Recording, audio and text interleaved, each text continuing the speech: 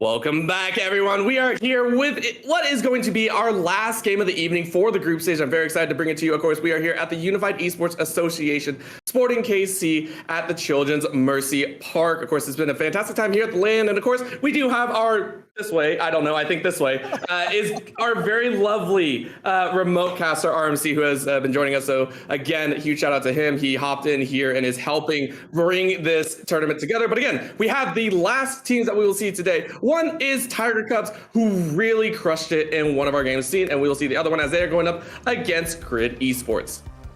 Yeah, we've got Grid Esports on the blue side, Tiger Cubs on the red side. And Orbital, we have an interesting stat so far. 100% win rate for red side. Even the exhibition match was a red side win here. So, I mean, just saying statistically, Tiger Cubs looking pretty primed here. Already going with that prediction side. So, you know, again, is it going to be 4 out of 5 or 5 out of 5 for the red side win? Grid Esports say that's not going to happen. We don't allow the Viego to go over to that side. And of course, the Rengar banned away by Tiger Cubs saying, hey, Grid Esports, we know that you can play this. We are a little bit worried. Nidalee also taken off the table. Respect ban there. And then this is Rodney on the flip. Yeah, and we saw the Nidalee, you know, have quite a lot of impacts, have taken it out. I'm surprised Tiger Cubs banning the Rengar as well. So no Tigers, no kitty cats of any sorts on the map. Tiger Cubs, you know, they're nerfing themselves here in the draft. Yes, absolutely. Of course, that is going to be the plan. Nerf themselves into the ground, only to rise back stronger when they survive. So we'll see if that does. But the Braum, surprisingly, after game 2, I think it's been a staple ban on the blue side thus far. So very interesting to see that kind of climb through. Every team has kind of seen that. And then the Syndra banned away. So a lot of respect sent everywhere, it seems. Oh, the Draven Orbital! Oh, yeah! We've seen it banned every single game. I don't understand it, but I like it. I love it. And Grid, zero hesitation, man. Grid has my respect for this first pick. You know, I was talking about respect bans. I was talking about those bans that were really essential. And the most egotistical, the most ridiculous and snowbally champion has been locked in. We got to see what all the craze is about with Draven. Excited to see it. And of course, Tiger Cubs are going to try and fire back. They knew the Draven was available. They knew it was an option. So this is going to be their answer. Listen, if the Draven can't stack, they can't do anything. So lock them down with that Hextech ultimatum. The Camille and Caitlyn gonna be locked. And then the Rumble looks like for the other side saying, hey, listen, we need a little bit of AoE ourselves. Yeah, and I like the Caitlyn pickup specifically to deal with that Draven there. Draven's very scary, but if he can't reach you, he can't hit you. And Caitlyn outranges very nicely. Rumble as well has fallen out of favor in the jungle because of the scrap shield nerf there in terms of its cooldown. You can't stack it quite effectively, but he's still very, very strong in lane. Freak isn't right about everything, but he was right about one thing. The solo lane Rumble is still a menace. And of course, the Lulu I really like it as support with that Draven there. We talked about, the hyper carries. Sure, Draven's not what you think of as a late game hyper carry, but with those axes, he can definitely carry hyper.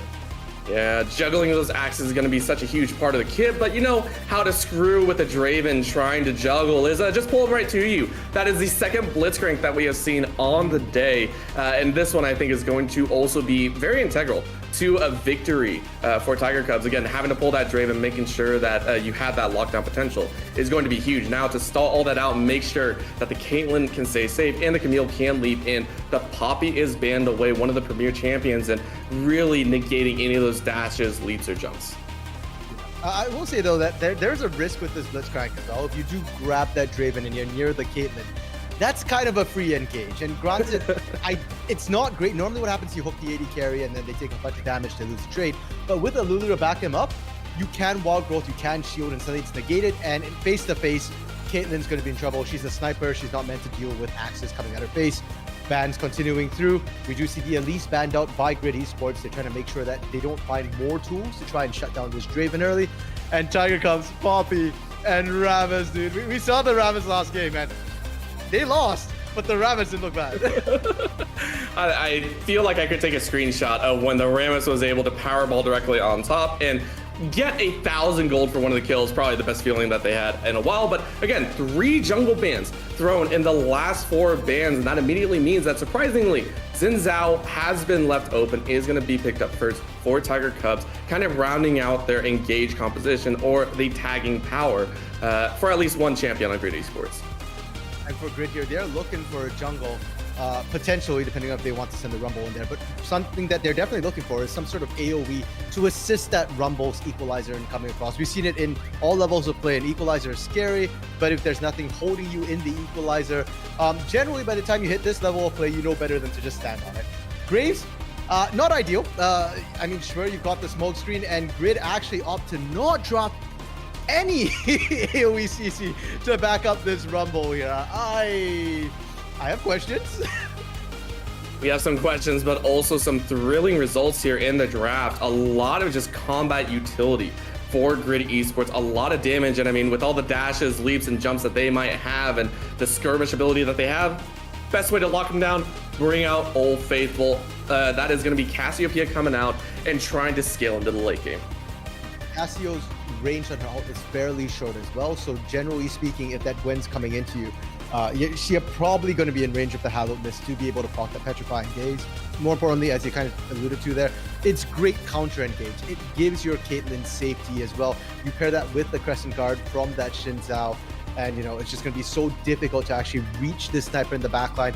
I'm also watching to see if we do get a bit of the bouncy house effect. If Blitzcrank hooks a champion a lot of times, you just Petrifying Gaze or your Crescent Guard and you just bounce them back and forth. By the time they're done, they're dead. That's viable as well. We'll have to see how it goes. So a lot of just strong power picks from Tiger Cubs here. They've got a strong front line. They've got a lot of tools to enable the Caitlyn. I don't necessarily see how the Camille is going to work, but that's Firethef's problem. And especially against something like the Gwen. Gwen is a champion, obviously recently released within this year. It was a kit that a lot of people were very worried about. On release, it felt very weak. It felt a little bit on the wayside. And then all of a sudden, about 2 weeks later, once people started figuring out her kit, once people started really getting a hold of her, took off astronomically in terms of how strong she is. And so it's kind of like the old school bruiser champion in the top side, the one that used to rule in the Camille, now against the new school. I mean, I feel like this might be our premier matchup to kind of watch out for. How do you think it's going to play out?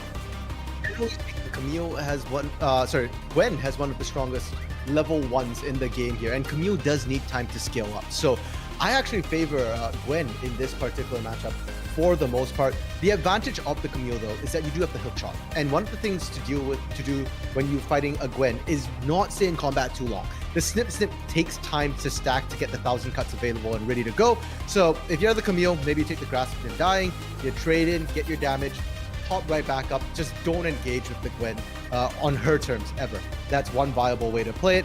But for me, overall, there's a Draven. How could you watch any other lane but Draven? And there's a Blitzcrank. This is not like a hands-off, non-interactive lane, right? Where you've got an enchanted support plus Caitlyn and you're just trying to stay like half the screen away. You've got a Blitzcrank. at least one person in that lane wants to fight. And for Grid Esports, they've got an Enchanter and Draven. At least one person in that lane wants to fight. So bot lane should have some action. Xin Zhao, Graves, they're ganking junglers as well. I expect to see lots of action, lots of spiciness down bot. Yeah, gonna be a crazy time. And again, the teleports, I think, is something that we have not really been able to touch on. We saw it utilized a little bit, but one of the things that, you know, a very minor criticism that I had again with Park is you have the teleport, you don't utilize it a whole lot. You have to get value out of that summon as well, because personally, after about 30 minutes, it falls off. You are not going to use it as often as you want. It really needs to be utilized in the early game. Give yourself that lane advantage. So if we see both mid laners rolling this summoner spell, I want to keep eyes on that. How are you going to help the team? How are you going to rotate for some of these objectives? What are you going to do with that? So again, maybe that bot lane is the recipient of a 5-on-5 party. We don't know. We're going to have to wait and see. Final thoughts though, we talked a little bit about the early game, who to watch in the early stages. Mid to late game, how do you think these team fights are going to break out as we see, again, like you said, Grid Esports, not a whole lot of CC, and Tiger Cubs, little bit here and there. For Grid Esports here, because they don't have the AoE CC, I think the equalizer is going to be used as sort of a line in the sand, right? You isolate a single target in front of you, and they either have to walk through the equalizer and burn the whole way, or they get stuck facing, you know, a Graves, a Draven, a Gwen just kind of charging at you. And I think Grid Esports, they're not necessarily looking for the team fights here. They don't really have all the CC that you normally want to see for team fights. It's a very important component. Damage is good, but if you can't hit the damage, it doesn't matter. Tiger Cubs, on the other hand, they've got better team fighting, but I think they're going to be looking for picks with the Blitzcrank. When you've got a Blitzcrank, a single hook can end the game. It doesn't matter how many you miss. It only matters that you land the critical ones here. So I expect to see picks kind of coming through from both teams. Vision is going to be absolutely key. And final thought on Teams Orbital, Draven. And on that face, screen capture it. That is RMC's new profile picture. And again, I think, like you pointed out, again, that Blitzcrank, it doesn't matter if you miss 99%, that 1%, as long as it is used at the most crucial time, will create the opportunity. Now, of course, we will go ahead and make sure that the teams are set for this match. Again, both 1-0, so whoever wins this one will pretty much have sole possession of first place. So make sure, don't go anywhere. We'll be right back with some more League of Legends action.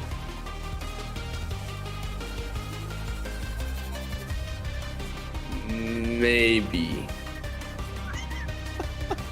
Never mind, we're gonna keep talking because I enjoy this a little bit too much. I love this so much. I love talking, of course. I love to hear my own voice, but you probably know that. I feel so sorry for you. Anyways, we talked a little bit about the top. We talked about the Blitzcrank.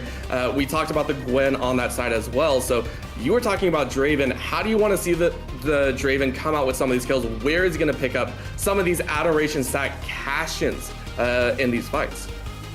I mean, Draven doesn't really get to pick and choose who you're going after.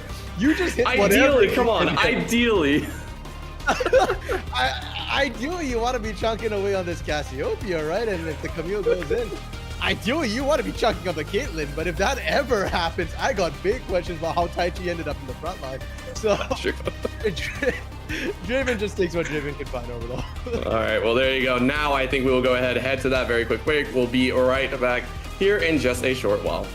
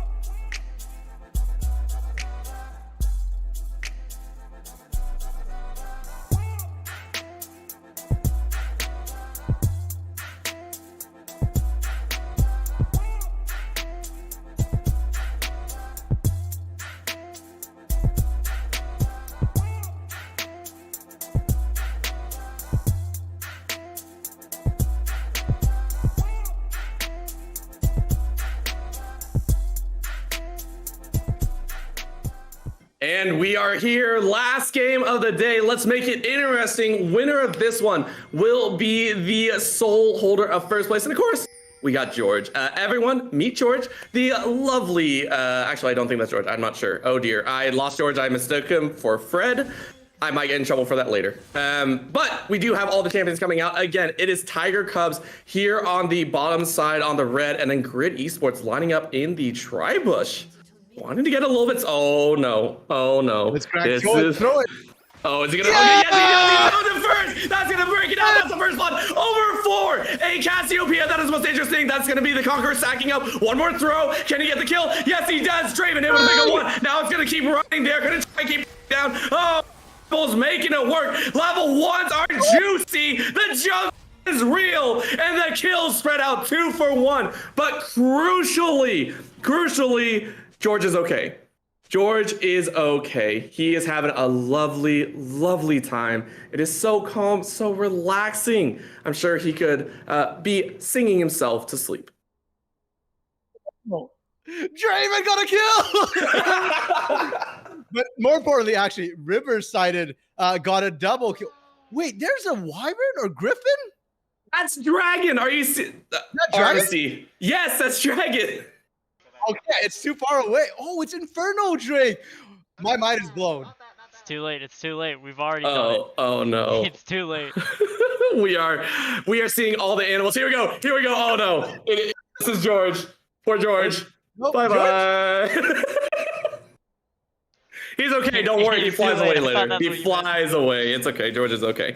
Getting back into it, though, a little bit of information because this is crucial. 2 of the hardest scalers in this game have the kills for the teams. A Draven in the bottom side for Grid, but 2 kills to River-sided, who went back, picked up a tier had the tier, I'm very sorry, and an amplifying tome.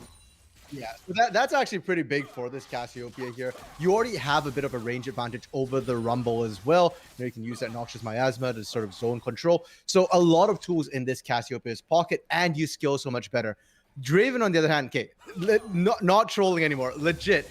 Draven does really well with kills, but he needs to get the adoration stacks first. The early kill is nice, but it doesn't give him that cash bonus boost that we normally see. So he only got a dagger at the end of the day. It's not as if Draven's really popped up. He needs to get some farm first.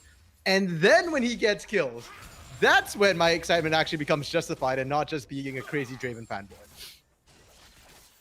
I think you're always a crazy Draven fanboy. I'm not, like, just the face that you made earlier was great. But of course, yes, we will have to wait and see. He was able to go back and pick up a dagger, so a couple more of the spinning axes are coming out. What's surprising is I remember it used to be for the build path, it was just straight AD because there is a built-in attack speed bonus for the Draven. Of course, with the mythics that are now currently available, pretty much all of them do take in that dagger set. So it's a little bit of a different build path. I'm very interested to see how the Draven holds up in this game specifically. Yeah, normally actually you see boots come in if you get the early gold, just so that it's easier for you to play the mini game of catching your axes and actually chasing down a target. Granted, again, there's a blitzcrank, so I don't think you're going to have issues necessarily engaging onto a target here. But yeah, probably just didn't have enough gold to really pick up, a longsword instead of the dagger. And attack speed certainly doesn't hurt. We focus a lot on this bot lane now, but we do need to track the junglers. Both of them did start bot side of the map here. And we were talking about Camille versus Gwen matchup in the draft here. It's soon about to be influenced by these junglers.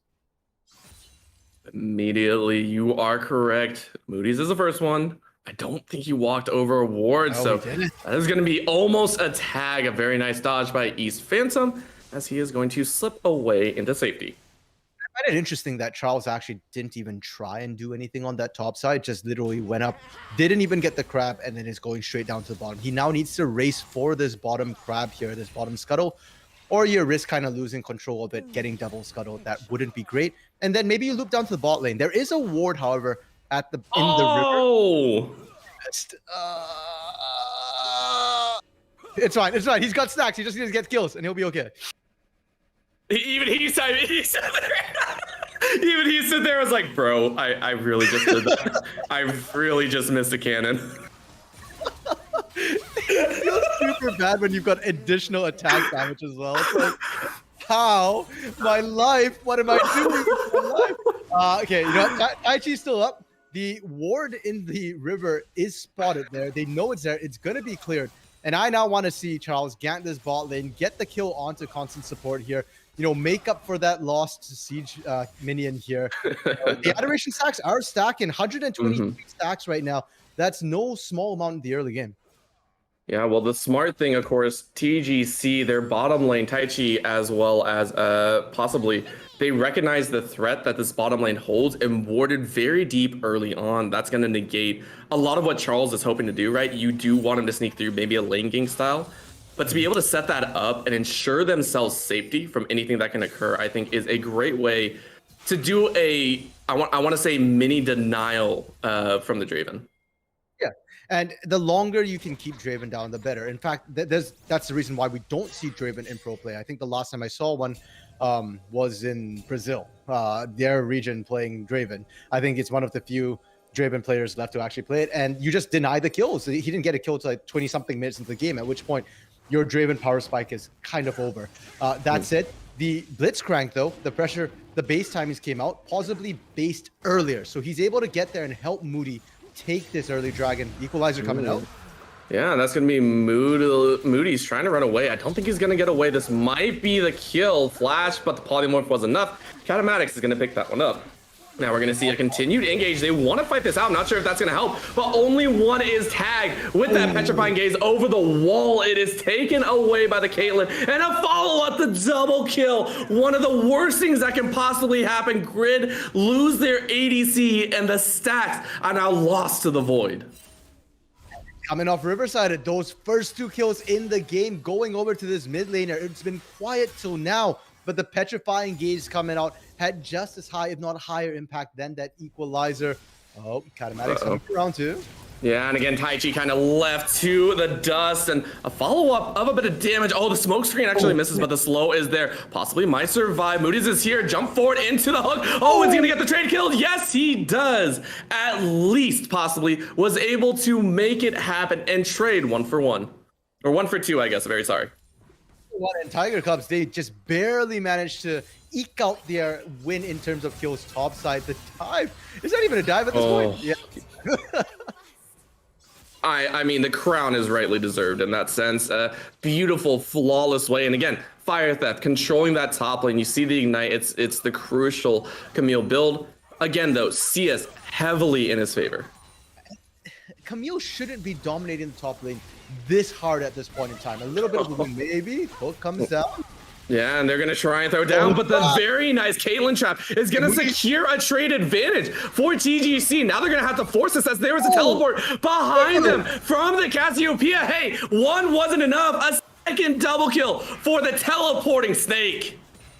Everywhere River goes, people are dropping, bodies hitting the floor here, and it's just so well played. The nice thing about Cassio is you don't need boots either. You can't buy boots. You're just getting movement speed through levels. So you're leveling up fast. You're CSing perfectly well. The roams are coming out, and River is still up in CS, up in kills, up in kill participation, just up in every meaningful metric.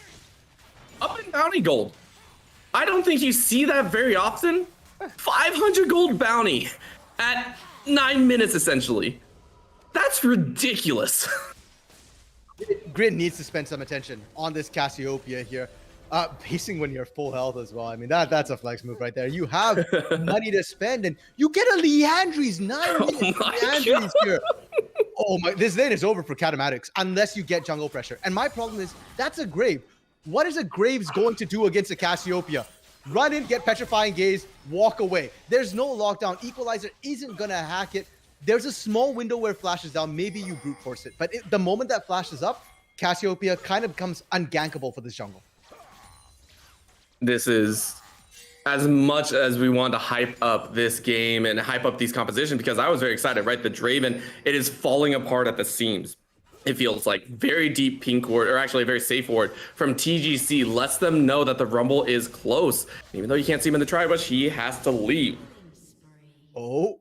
Wow, okay. Wait, double kill potentially, Katamatics. Oh no, that's gonna be the Petrifying Gaze on one. The red carpet laid out for his own death. Make it a hat trick of sorts. Third double kill for Riversided. Good things come in pairs, and River, every single kill has come in pairs as well. Both the assists, 3 times now double kill. All right. Tiger Cubs don't care. They're like, we want to accelerate this game. We want to make it as difficult as possible to follow this game. 11-4, over a kill a minute. Another dive coming top lane. We're about to add to that here. No. Phantom's kind of low on health. This dive is doable. No, they're gonna go for it. Gwen, the seamstress might be slapped at the seams, and that is gonna be the kill. Moody's picks up one for his own, and they're gonna try and take down this top lane. My gosh. Yeah, that's the moment, where your top laner's like, why are you even here, buddy? I could have soloed this. You stole my kill. Go away. Ignite is still available for Fire Theft, and we saw this dive before.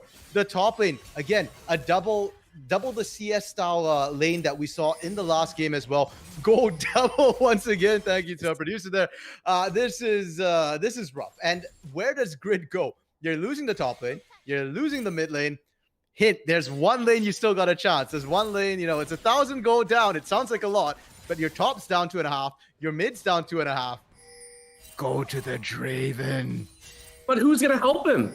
Who's gonna help the Draven when your Graves is 1 and 2, right? It's such, I feel, a difficult position for Grid to be in. You have to split your focus in certain ways and defend yourself. Yeah, this is one way. Taichi realizes, oh yeah, I'm not meant to be over here. I think they're gonna try and give this one over as best as possible. That's gonna be, no, that can't happen. Taichi can't do that. That's going to be, I believe, the top lane tower destroyed. Make that mid, and they're going to collapse on. Oh, no. They see Moody's. He's coming around the side. He's going to try and tag someone. Gets in. Is he going to cross the guard? Yes, he's able to get one. Is everyone else going to zone in? Red carpet is laid out, but it looks like the damage has been done. TGC are going to get a 12-minute ace. They get Dragon as well. Shelly was pushing mid on their behalf. Got a second charge off. Everything is coming up Tiger Cubs here, and they get themselves a... It feels like it's getting from bad to worse. Cloud isn't great, but it does give you additional movement speed, and Taichi's great getaway. Look at the position of the rest of the team, though. Moody's and River coming down. They saw it coming. They saw the rotation. They just have to back up, and now you're caught between a rock and a lot of hard places here. Everybody's just collapsing in, and Moody's dives in 1v5 and gets away with that. That is criminal. That is disgusting, and that heralds a very bad time for Grid. I also want to give props to Possibly. Right, that silence was crucial. Polymorph came out late. I think East Phantom couldn't even ult in that fight, which is obviously a huge part of Gwen's kit. So very well done. But now we're gonna try a 2v1. I don't know if this is gonna work though. It's Fire Theft. It's too dang strong. He gets one. Is he gonna get away? He is ignited, and that will be the kill. Okay, shut down goes the way of Catamatics. I'm gonna lie. Overall, I didn't think they were going to succeed in that. I was actually worried about the kill and then the hook shot out. Lulu's not having a good time. Taichi snipes it down, make it 3. I don't think there's enough mana for a hook, but I mean, the auto attack trades are enough. Even with the boosted axes, Constant cannot win that trade, so he is gone, and Tiger Cubs taking over this game. My OCD just randomly kicked in orbital, and suddenly I really need East Phantom to die one more time. Because if you look at the scoreboard, 05, 13, 32, 13, 06. To make that right, East Phantom has to die one more time. And you know what? I believe it can happen. There's a lot of pressure up there. Fire Theft managed to almost do that. Moody's is top side right now. Oh no, Fire Theft's in the mid lane. It's not going to happen anytime soon. No, it's not going to occur. And if only the stars aligned to have that, that would have honestly been amazing if we saw. That's like seeing multiple people have just 1 kill, 1 death, one assist, right? It looks crisp for some reason. Fire Theft going for his second blue buff steal of the day. Not going to happen. Yeah, East Phantom running for the hills. And they don't even try and go for the kill. They're just like, nope, we're 2 very under-leveled members of the team. Fire Theft is 2 levels up, has the Trinity Force here. I don't care that you've got Immortal Shield Bow for Charles. This ain't happening. They back off. And now Tiger Cubs need to decide what they want to do. They had really strong early game tempo, but now that they've taken down the outer turrets, they're stalling out a little bit. You can see gold leads across every lane. 3,000 plus in the top, and mid bot 2,000 plus as well. RMC, it hurts a little bit, right? A little for bit. all that we, well, for what we said, you know, normally you could say there's always a possibility, but with almost no CC available, it feels rough. And this is the bait of baits. They're gonna go ahead, go on his chance. You called it. You called it. They got it. Oh man, the dream has been made. It is available. Red carpet coming out once again. The equalizer trying to do some work. Can they catch a little bit more? Again, the burn is on, but possibly in Fire Theft are gonna get away. Charles looking for a little bit extra, but mid lane is going to tick down Taichi, and Moody's gonna secure that one. 06 13 32 13 06. Okay, that's it. Grid threw everything in the kitchen sink. That was all 5 members going for that. What on earth? More fighting. Oh dear, that's a 2-0. They're just patting on the sacks. Yeah, Lulu not gonna enjoy that. Constant, he got a second kill. Hey! He got it. He got it. How many adoration sacks did he cash in? I'm pretty sure like 10. No man, he got more than that. He got. Okay, we see it. And one more. Hey! 213 gold. 213. That's not bad. Is it enough? Probably not. But it's a good start into the game. And we should note right now, Constant went with Sheen, Caulfield Warhammer, went with the Essence Reaver. So no mid start here. That was a single Q out of Fire Theft. Those scissors, the blades of the Camille are doing so much work. They're just gonna die. That's it. Moody's takes it away. There was even a polymorph. Now it's a 2-on-3. Can they finish it up? Crescent Guard gotta secure a little bit of safety. Doesn't get the tag on that Q from the Lulu, so it's not gonna be a slow. And they get away with daylight robbery. 7th death for East Phantom. Bro, I mean, legs are stronger than hands. Is it that surprising that scissor legs are beating scissor hands right now when just not OP enough? And to be fair to East Phantom, he's just been picked on all game. We've seen plenty of ganks topside and river-sided right now. Just unkillable. I am scared. I am honestly scared for Cubsy and Charles here. If you get hit by a petrifying gaze, both of you are dead before you guys will even be able to start moving again. This is one of the times where it feels bad to say, but I personally feel a single petrifying gaze could actually kill some of them if they're about half health, just straight up the ability power, because we haven't talked about it, right? River-sided is 7-1-5. I think they're recalling right now. Should be able to pick up yeah, that's just a straight up Rylai's. Doesn't even care. Like, that is an excessive amount of AP that they are currently stacking. Yeah, I mean, Rylai's here, you can't run away. You can't even chase this Cassiopeia effectively. And we talked about the lack of hard CC. It's really coming to fruition here.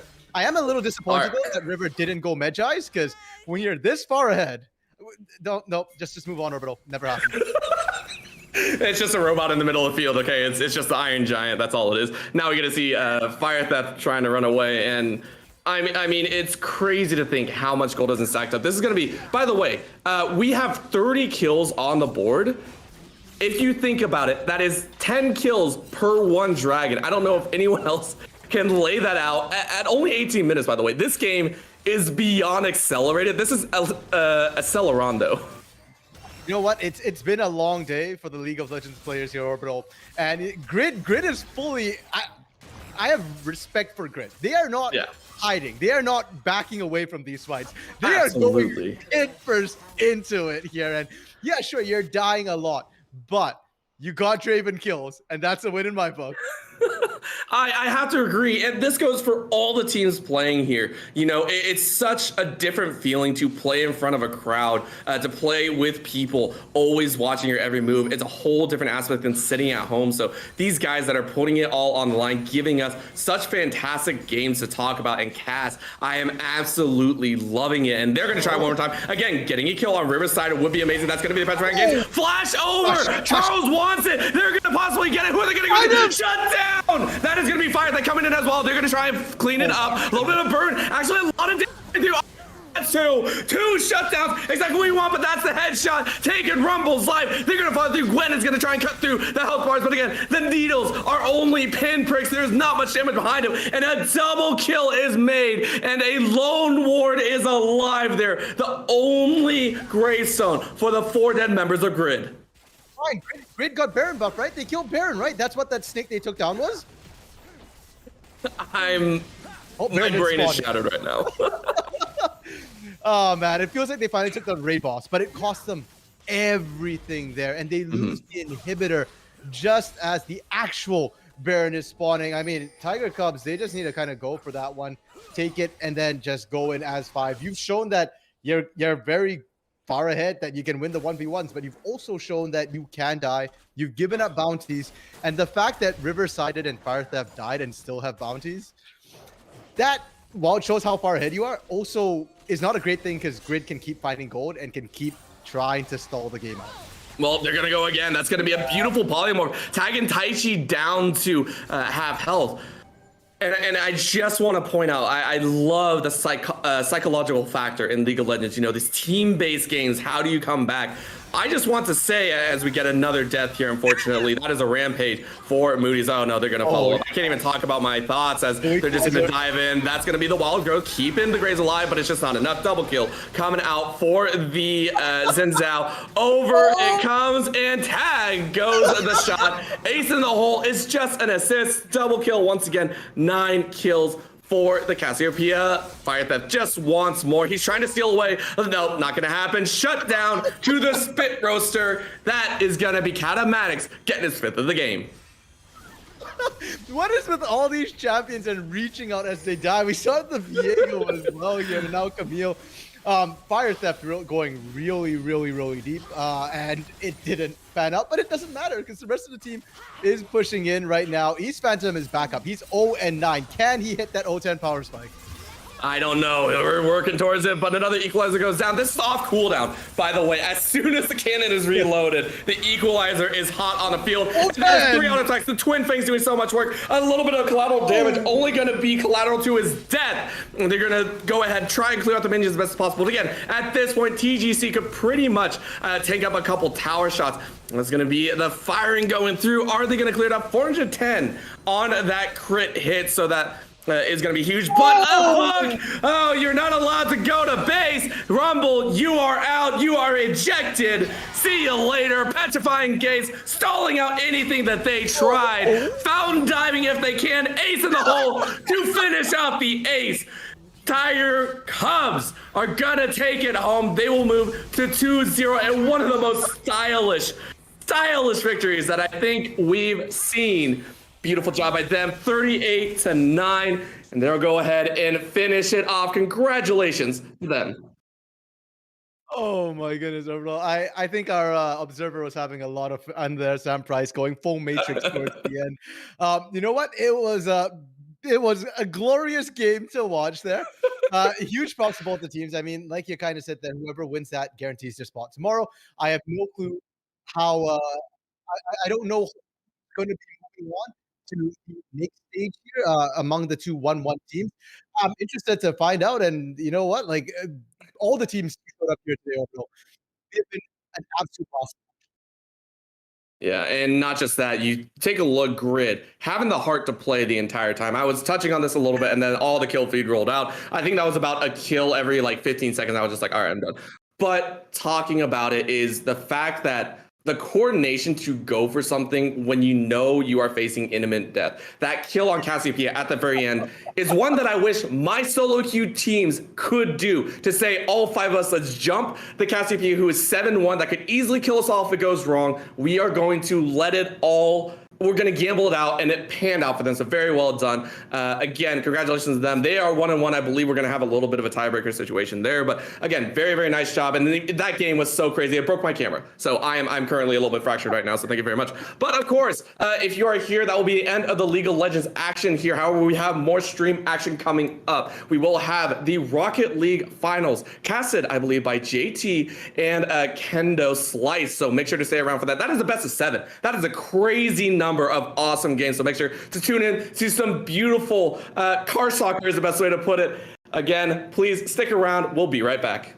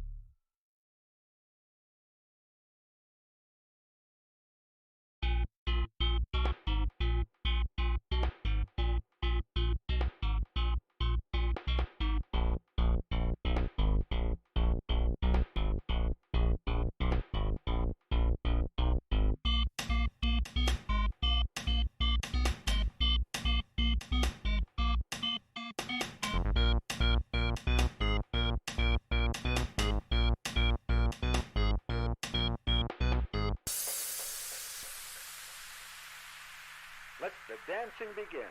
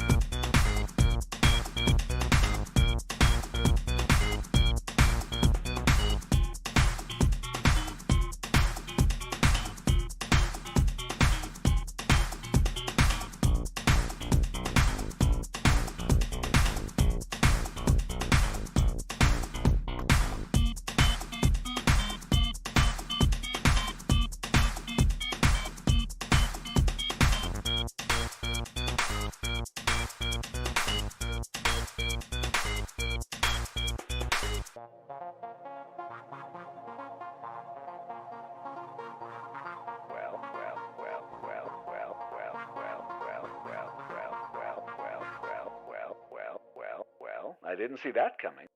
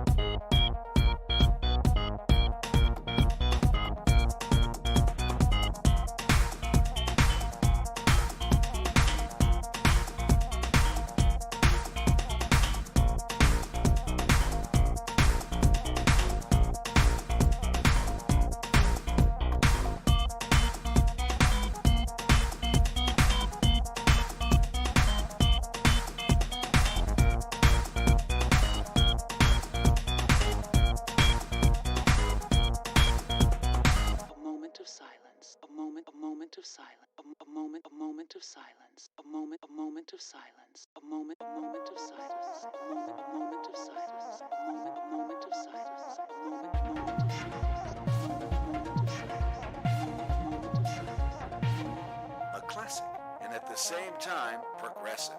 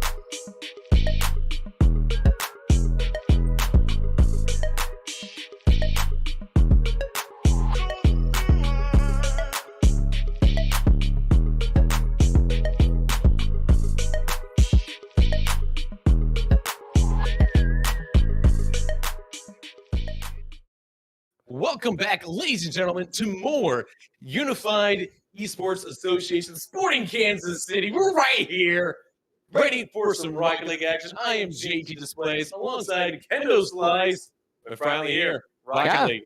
It took a little while. We saw a lot of really fun League of Legends action throughout the night. I know Valorant, it kind of feels bad we didn't get the opportunity to see some of the Valorant live on the stage, but it is going to be our wheelhouse specifically. And Rocket League is a wonderful, wonderful game to behold. It's very easy to understand, very fun to watch, and the skill ceiling is above a lot of different things. Yeah, and I think we've got two teams that are really going to be exciting to watch here. We've got, when you got a name like Saucy, not Sweaty, I think we've heard that before, haven't we? I think we've heard that before. Not off the top of my head, but Saucy is the name of a player who does play for the Midwest Maniacs here locally. So that is a very interesting poll. I don't believe we have Saucy on the pitch. They're going up against the Kansas City Pioneers. This is more based upon the street team. KCP Jackal will be the one to lead that one up. And you have Nitrovity, a former player from Mizzou. And you have Benny, who I believe is a part of Park Esports, if I remember correctly. Yeah, so Nitrovity and Benny, both big KC collegiate names there, and we'll be seeing how they can do in a best of seven. So they've really kind of ruled out to this best of seven. It looks like we are going to get into this match. We're seeing everybody finally getting into this one here. We'll see who comes out on top. The best of seven. It's going to be a lot of fun as this game kicks off right now. And right off the bat, I don't know as much about Saucy Not Sweaty as we will know about Nitrovity, who would right in the wheelhouse, but literally 9 seconds in, it's Nitrovity off of the wall. And what a pass here by Benny to get it up to him. Yeah, Nitrovity doing a lot there to make it get into the back of the net there. It's what you know him for. He scores goals. That's just what I do.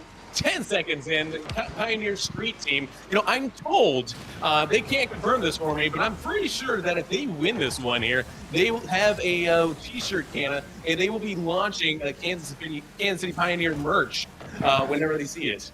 I'm not so sure about that, JT, but I will say this, we can make it happen at any given time. Speak things into existence, and they're about to try to speak a goal into existence. The goal line stand will take place. Saucy, they're not sweaty as of yet, but the defense not there for this one, and the Pioneers are up 2-0.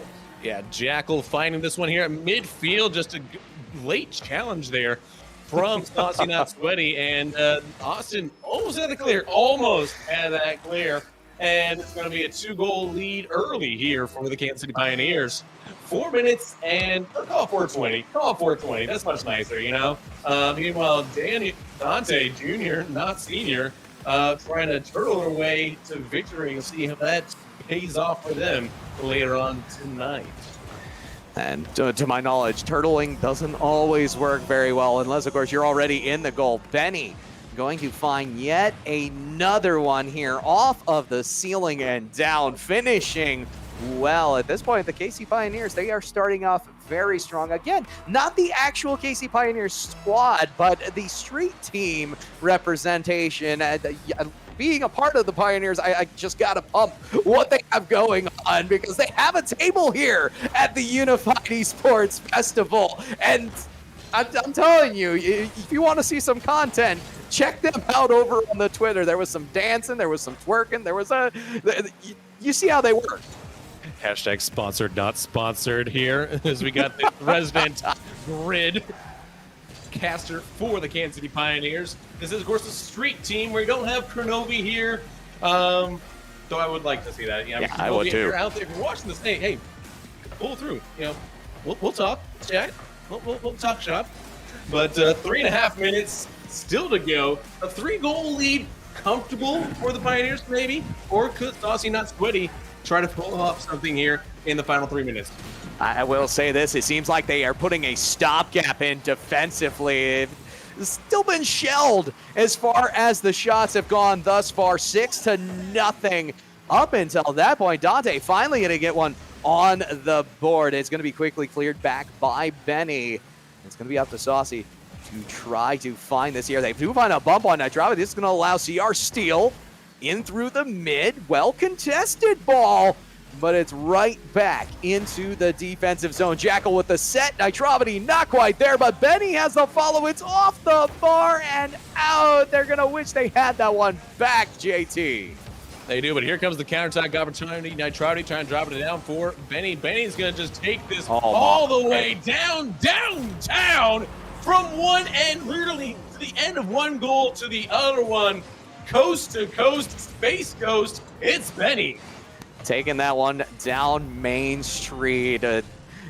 I'm not sure if there's Broadway jokes are applicable here, but there's Main Street, there's Broadway, there's Grand Boulevard. Listen, exactly. We're talking about the heart of Kansas City. Yeah. Absolutely. You go down the Casey Crossroads and River Market. Those streets are very much a vital part of our city right now. They're typically under construction because they are expanding the streetcar, and of course we got to get rid of all the bad piping that was put in there, the past 50 years. But details. They'll get solved in a year or two.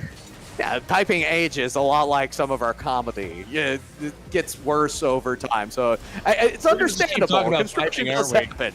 We're just gonna keep talking about piping there. Oh, man. We're gonna get struck on Twitch there for in a second. But 4-0, certainly no strikes on the Kansas City Pioneers to besmirch their marks right now. They're absolutely in control with 1:35 left to play. Of course, with the Unified Esports Festival, a lot of what is going on here is local talent. So you're going to have local talent of different levels, and both of these teams are going to be putting forth their best effort. Thus far, though, Nitravity, Benny, and Jackal are showing themselves to be a very strong force to be reckoned with. Benny around 2, looking for more. This is going to be set up perfectly in the box, but Jackal will not be able to get the conversion. They're looking to style, and we may just have to give away some points for them. Hey, listen, nothing says style like putting on a little bit of flair off the wall here, bouncing around, looking for these passes. I love seeing it, keeping the control on the purple half of the field, this green team. Not a team color we usually expect out of a team hoisting the moniker of Kansas City Pioneers, but Benny looking for more there. He's got a brace so far. He's looking for the hat trick, not happening for him, but can Saucy Not Sweaty find a goal in the final 30 seconds? That is what I'm looking for. Yeah, solace is always a good thing. And of course, best of 7, plenty of time remaining. FR Austin only 6 points. And I'd like to see maybe a little bit more out of the individual players from Saucy. That being said, it hasn't been very good for anyone on Saucy Not Sweaty. They've found themselves on the back foot more often than not until right there, Dante with the first blood for Saucy Not Sweaty. Dante redeeming the Saucy Not Sweaty team there. I mean, sure, FR Austin, that means that he probably only touched the ball a grand total of 3 times so far in this match, having only 6 points. Quick math there.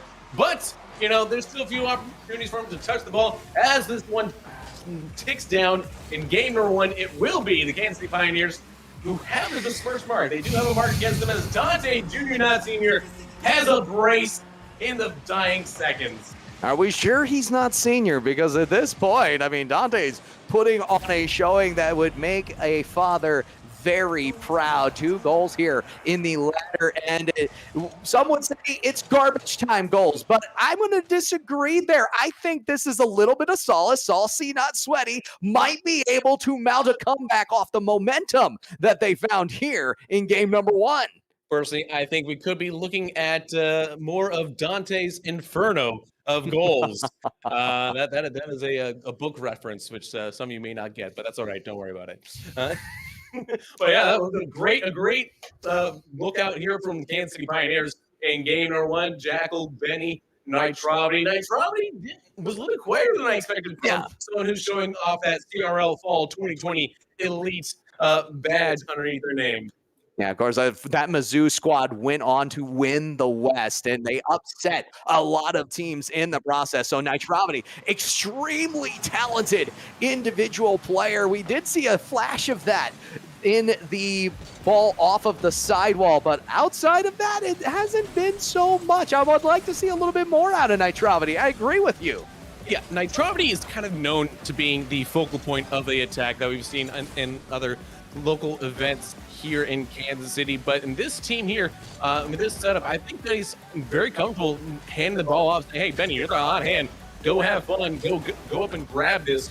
Jackal as well, being able to be a rotational player in with these two teammates here. But again, we got to see Saucy Not Sweaty. I really want to look out for FR Austin. Austin only having 3 touches of the ball in the last game. I think if we can get Austin more involved here, that maybe Saucy Not Sweaty can have a much more competitive game number 2. But Jackal, listen, Jackal's going to do Jackal thing.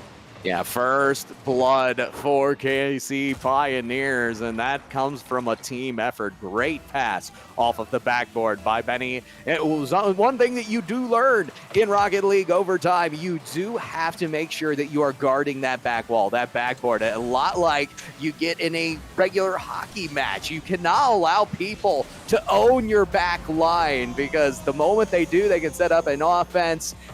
Little passes like that right in the front of the net are sometimes the most dangerous, and here is yet another one as Benny finds the ball in the slot.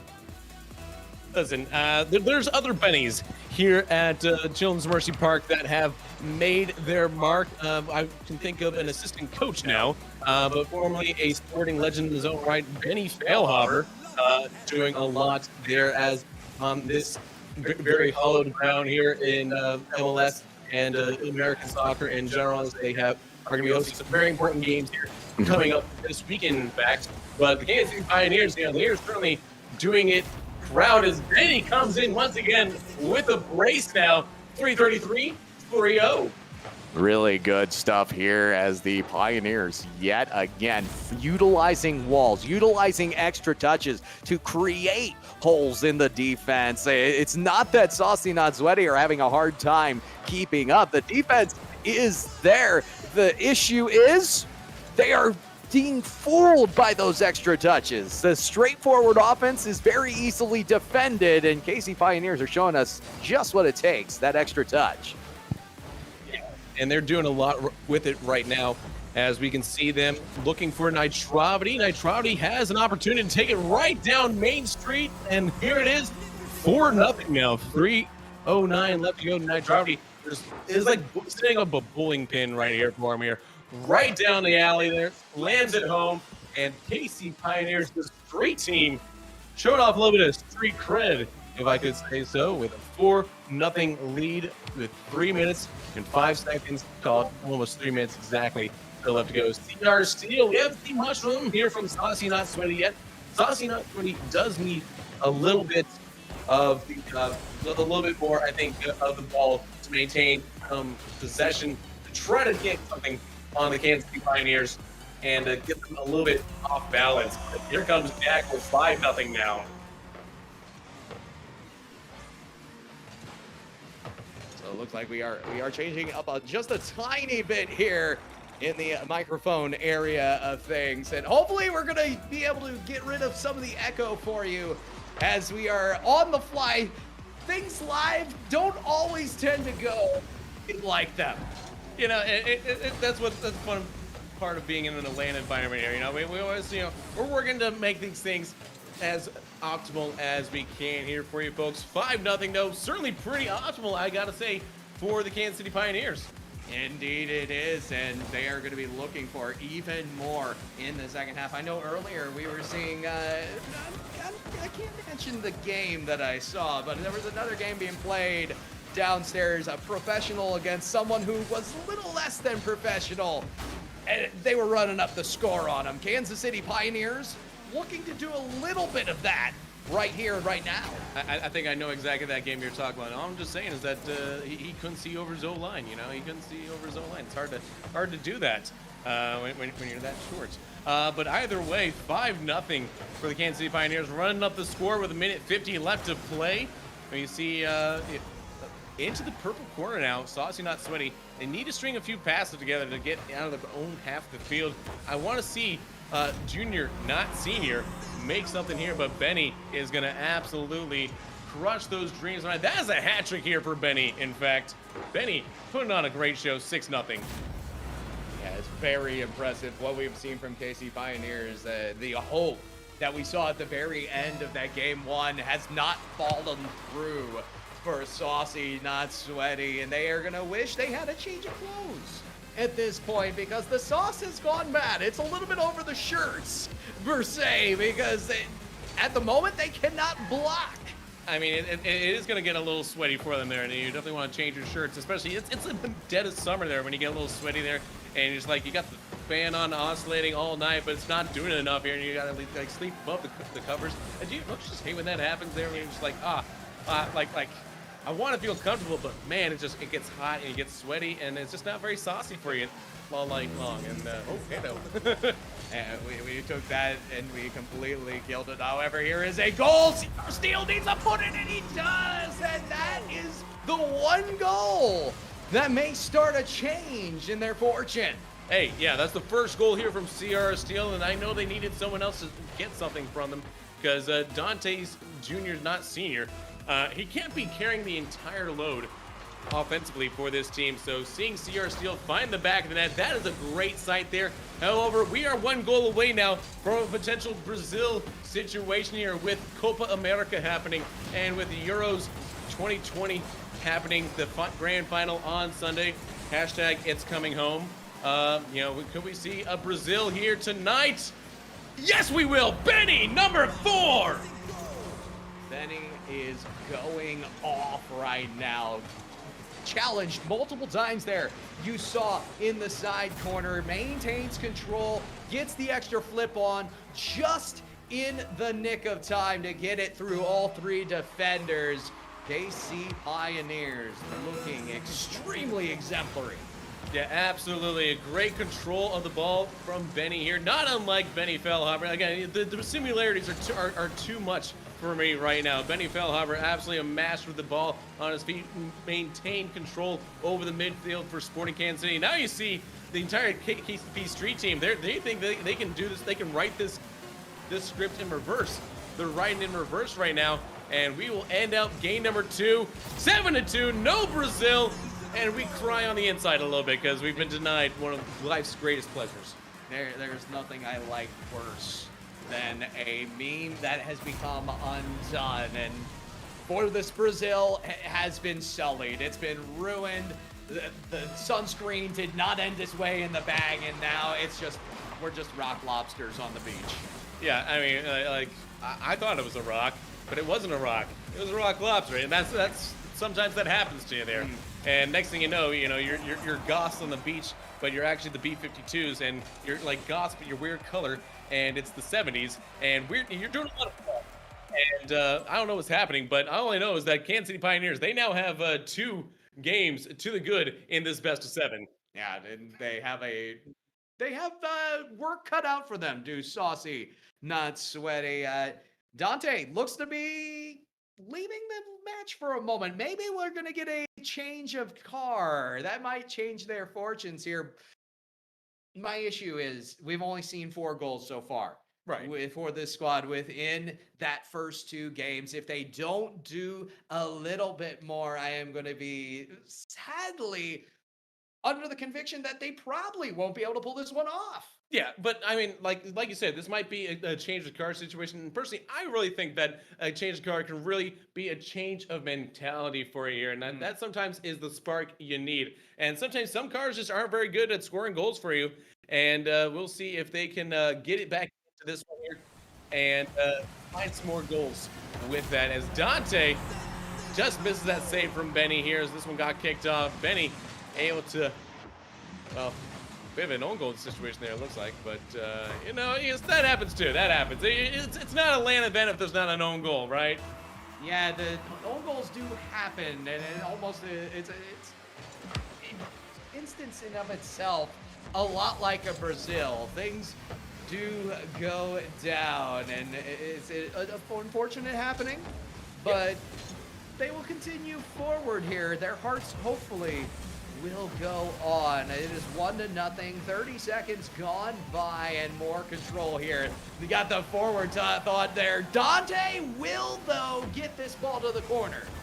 It absolutely will. It makes the save this time for this Saucy Not Sweaty team. This team definitely looking a lot better here so far in game number 3. I think that card change definitely helping a lot here for Dante. We'll see if that continues to improve the team's fortune. But here comes Jackal on a breakaway, and it's 2-0. Jackal finally finding the back of the board there. I haven't seen too many goals here from Jackal yet. Yeah, you've heard the old adage though, location, location, location. That was in more of a rotation.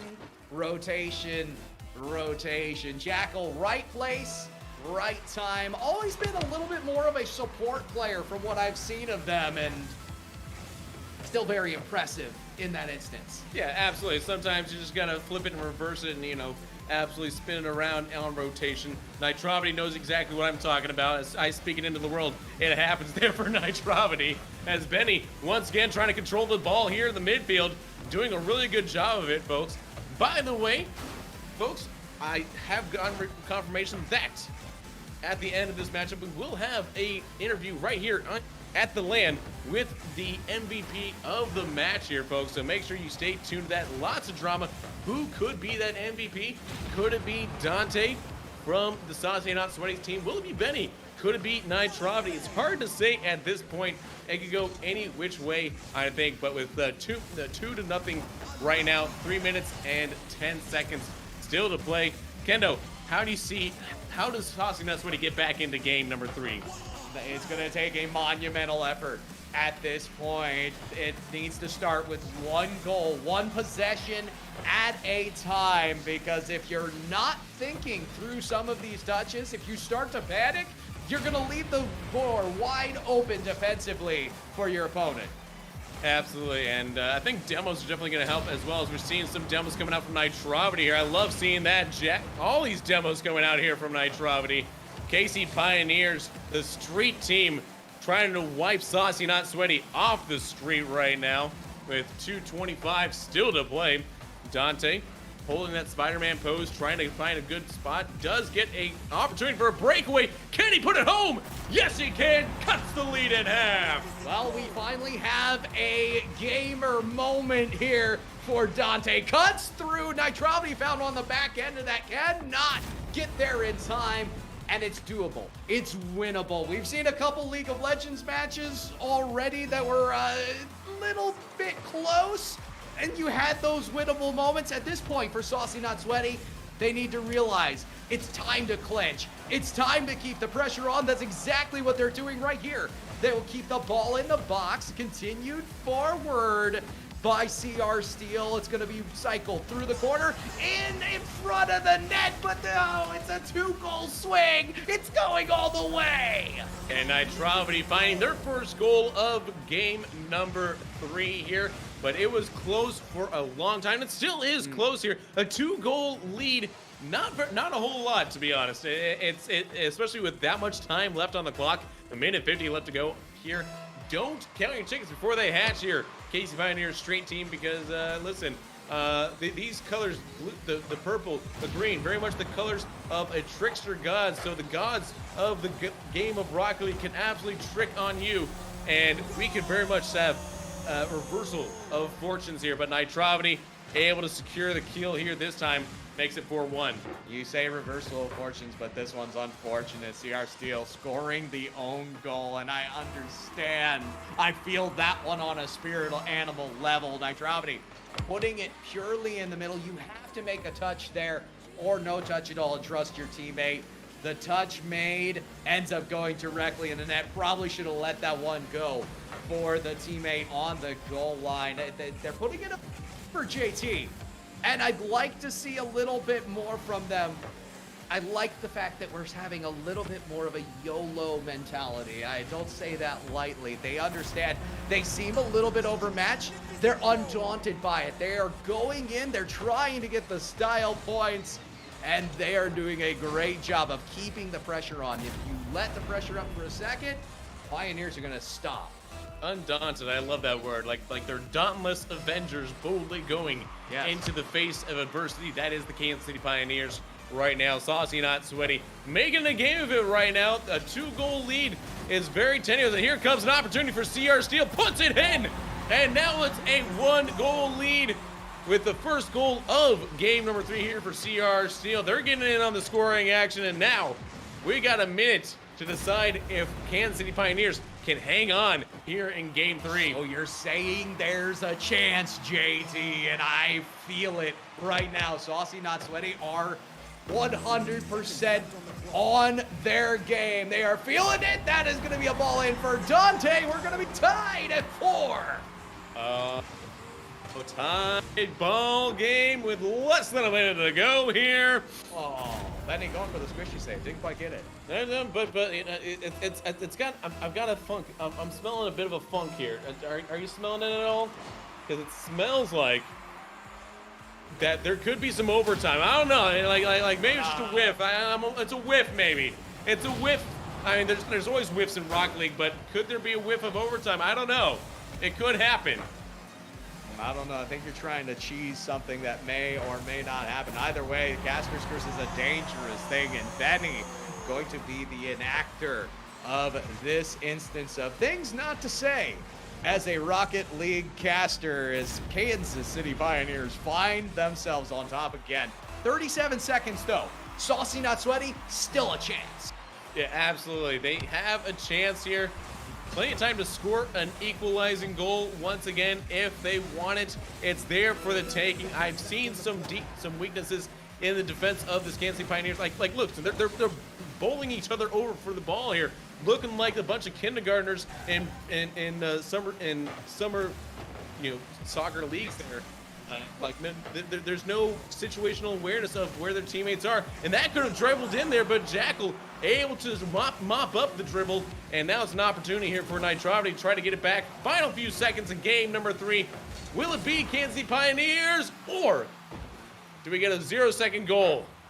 There is a chance it's going to be out for CR Steel. Ball towards the middle, not dropped yet. As FR Austin will continue this side, KCP finally will pull through, and they go to Matt against Sauce Sweaty. I know that this team, they feel good about their chances. You have 4 different chances to win it all, and for Sauce, you're feeling a little bit bad about yourself, but at the same time, no, you're not. You're keeping up. You have a chance. Yeah. And let's do it. Yeah, I mean, let's be honest. You still have at least one more game to play in this best of 7 here. Sure, like Kansas City Pioneers have won the first 3, but hey, that just means this is an opportunity for a reverse sweep here, folks. I'm always a fan of a reverse sweep. I mean, it's one of the most pure things in esports when a reverse sweep happens. It's like, oh, you were the underdogs. You were down, but not out. Never out until the fat lady sings. Yes. And we'll see if that happens here. Because again, it's game 4, folks. Anything could happen. But all right. What? I'm just warming up. You said something about a fat guy singing. Well, fat lady, but I'm not going to judge. I'm not going to judge. Never mind. I live your truth. I On to game number 4. We will head back down to Champions Field here. Looks like everybody jumping into this one. 5 more minutes on the clock, a clean slate, and one last chance, potentially, for Saucy Not Sweaty to really change their fortune. And a demo right there by FR Austin, maybe exactly what they need. A little extra physicality to add some spice to the pot. Yeah, and everyone knows that, to have a good gumbo soup there, any sort of good recipe, you gotta have a little bit of spice to the pot there, even if it's just a little bit of a table pepper there, everyone loves a little bit of spice. It's what makes the world go around, is a little bit of a seasoning. And can we get a seasoning on this matchup here, this best of 7 here, as we have a battle in the midfield for the Kansas City Pioneers and Saucy Not Sweaty. Here comes an opportunity denied by Saucy Not Sweaty. 4 minutes, 20 seconds already done here. Still to go, excuse me, as the clock continues to tick down. KC Pioneers, that valiant effort here in the midfield. Haven't been able to really control the ball as well as they like. It almost seems like they are lacking a substance or something behind their offense and their defense right now. I just can't put my finger on it. This is an opportunity for Saucy Not Sweaty to really take control of this game. And Dante, off of the backboard, will not be able to keep that one forward. It's back to the drawing board, and we'll see if they can keep things going. I think I know exactly what's going on here. Kansas City Pioneers feeling like that the best game is not Rocket League, but actually is Pong there. They're really kind of playing that tennis life there is what they're living with here. As you can see, that they are definitely doing their best to keep it on one half of the field here. And as he's quickly retreating back to their side here. So I think that's the plan here for Kansas City Pioneers. They are looking for some omelette du fromage, shall we say, and trying to keep themselves only on the green half of the field and see if they can get a long shot and break down this defense of Saucy Not Sweaty. Not only that, it seems like they have had a large amount of boost almost in this entire game. They're utilizing such good boost control. I don't see this kind of boost control very often, and they're doing a great job. Still keeping it 100, you know? They're keeping it 100. They're keeping it at 100. 2 minutes, 30 seconds. We're at halftime, folks, and this ball dangerous in the Saucy Not Sweaty zone. Benny finding the initial touch. No follow-up coming from behind that, though, and Dante will just chuck that ball right back into the offensive zone. But I think again, you're seeing a bit of a game of the floor is lava here for Kansas City Pioneers. Anytime they get into the purple side, they get scared and they have to retreat back to greener pastures. 2 minutes left on the clock. We are still scoreless, my friend, and I'm excited because at this point the game is anyone's until Benny breaks in. That's a loose ball. The Pioneers go up on early. Look at how Benny just kind of coasts in, just hovering above the ground there, gets a touch on it, and is able to pick it off the nose of their opponent. Kansas City Pioneers able to get this one here, and they have broken the tie. Will Saucy Not Sweaty be able to bring this one back? FR Austin looking to initiate. That'll be a ball chucked into the corner. Dante, the push through, but it's once again met by Benny. Benny, Jackal, and Itrobody have done a great job of keeping midfield presence throughout all of this. A loose ball is not going to bring you well into the offensive zone. You're going to have to stay behind and keep your challenges pure.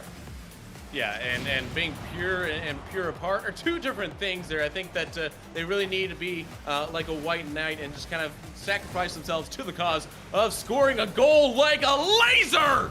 Dante Jr. rises from the ashes. An infernous, furious shot there to tie up the ball game. I'm pretty sure you're referring to the, never mind.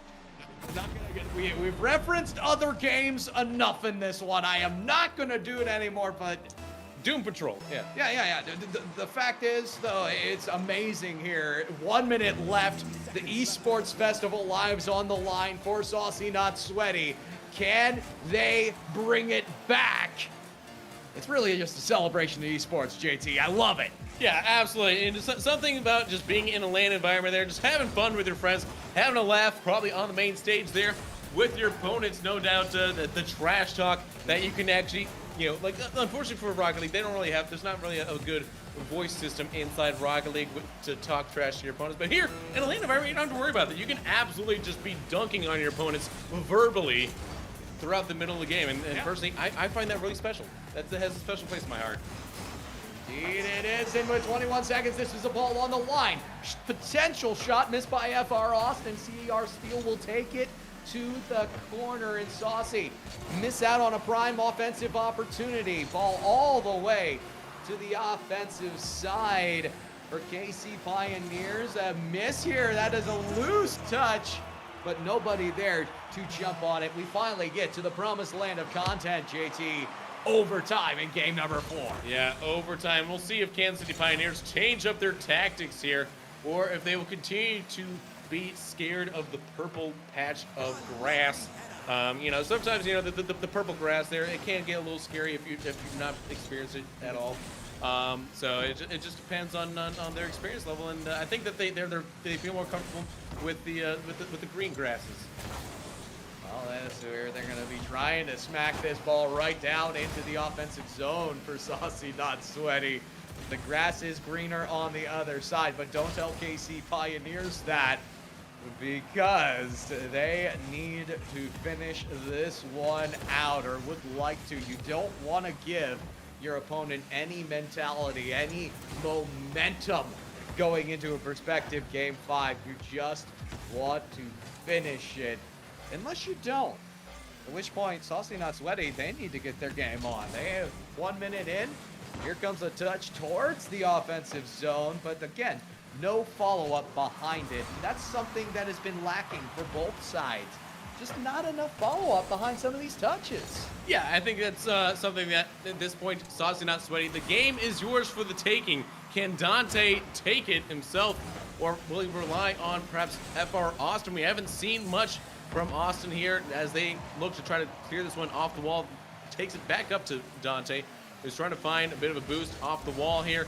Maybe get CR Steel involved in this play as well, as we are a minute and 42 seconds, 43, I call it a minute 45 into game number 4, overtime. That was close. Benny not able to get the follow through on that. Team bumps may open things up for Saucy Not Sweaty, as this is going to be a ball floating in the defensive zone. They do finally get the clear to the Pioneers. However, here comes Benny again from the midfield to interrupt the thought. They will score, they will win, and series over courtesy of Benny from the midfield. And that is game, set, match. Your winners are the Kansas City Pioneers. I think I can see the t-shirt cannons blasting off right now into the stands as we speak. That's what it looks like to me. I mean, we don't have any cameras to really confirm that, but I'm fairly certain that's what I'm seeing. Is that what you're saying?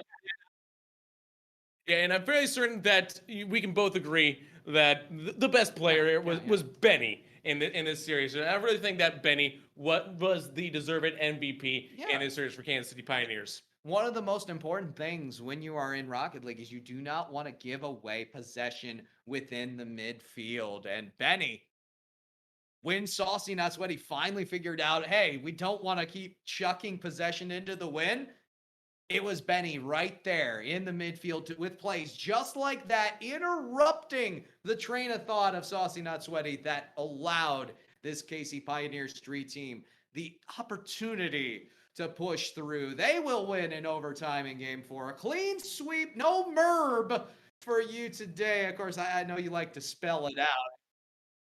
Fantastic day here in Kansas City, and my goodness, from what I understand, we do have an interview coming.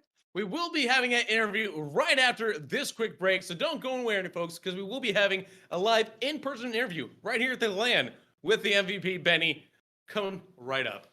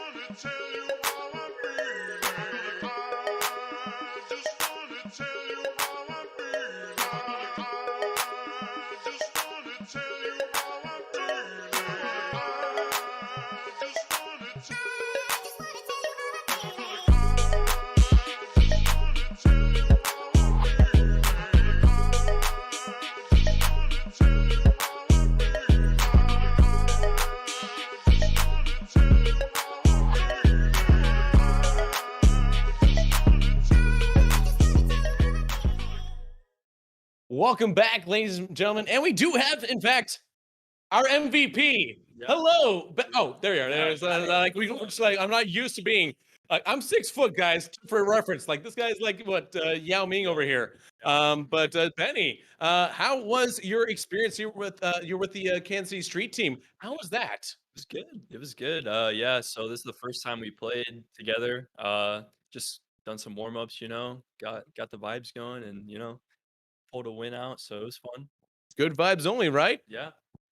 Of course, if I remember correctly, college at this point, were you still actually looking for a team to potentially play for college? I was going to Park University. You are, Yeah, this fall with Jackal. So yeah, yeah. To double Yep. check that, maybe Nitravity wasn't trying to convince you to go to other places. Oh no, I don't. No names, please. Yeah. Yeah. So yeah, I'm going to Park in the fall, and it's gonna be good.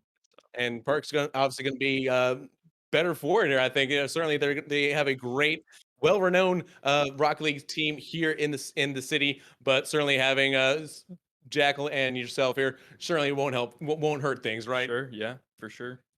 Absolutely. And as far as Kansas City Pioneers, as far as how does that represent the city for you? Like what being part of that, what does that really mean for you being able to represent the city in that way? Oh man, it's cool. I've never KCP is a great org. I know Jackal's a part of it. It's kind of crazy that it started here and there's now a pro RL team for it. So it's a great representation of like Kansas City and what we do over here. So that's good.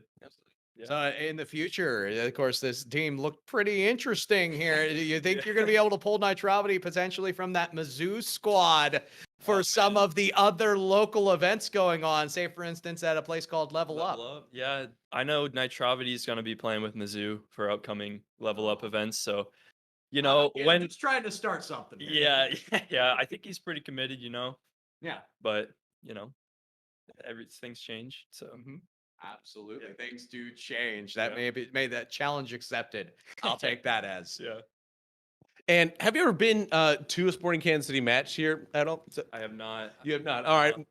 Now, that being said, how do you feel about the experience here at Children's Mercy Park in conjunction with Sporting Kansas City? Like, this is a really incredible venue, I should say. Yeah, this is a really cool place. I've never been to anything like this before. So, yeah, especially with like an esports like arena in the center of it all, this is really nice.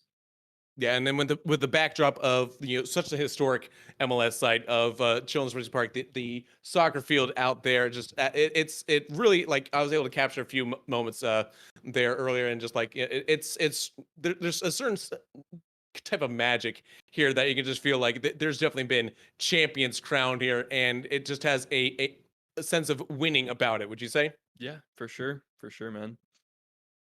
Great. We got Jackal over here. He's showing off. Yeah. What is showing off something? I'm not sure. It looks a little. It looks like a t-shirt cannon to me. Oh, a t-shirt cannon? That may be exactly what it is. And I almost want to bring them in here. Yeah, it's a handheld. It looks like it's a handheld. See how many people we can get in here at once. Although the production may just tell me no. But We can bring them in if they're paying attention. Maybe they're not paying attention. Look like they're paying. It's a LAN environment. They're not paying attention. He just won a LAN event. Who's paying attention after a LAN event like that, right? Yeah. Any other final remarks? Any shout outs? Nah, man. Shout out to my mom. She's great. Shout out to dad. He's cool. She grew you up pretty tall, so Yeah, for sure. Yep. Well, for Benny, for Kendo Slice, and for myself, JT Displays, thank you guys so much for hanging out with us all day here on UEA Live. We'll be back again tomorrow as early as 10 a.m. is when the festivities kick off here. So we got a whole day of activities tomorrow, folks. Of course, this is here, UEA at Sporting KC, right here in the heart of Kansas City, Kansas. Not on the Missouri side, it's in Kansas. Yeah, there is a difference if you're not from around here. It's a big difference. But the biggest difference, though, is that, hey, you should be here tomorrow and hang out with us in real life. It'll be all of us right here. Until then, we'll see you guys then. Have a good night. Peace.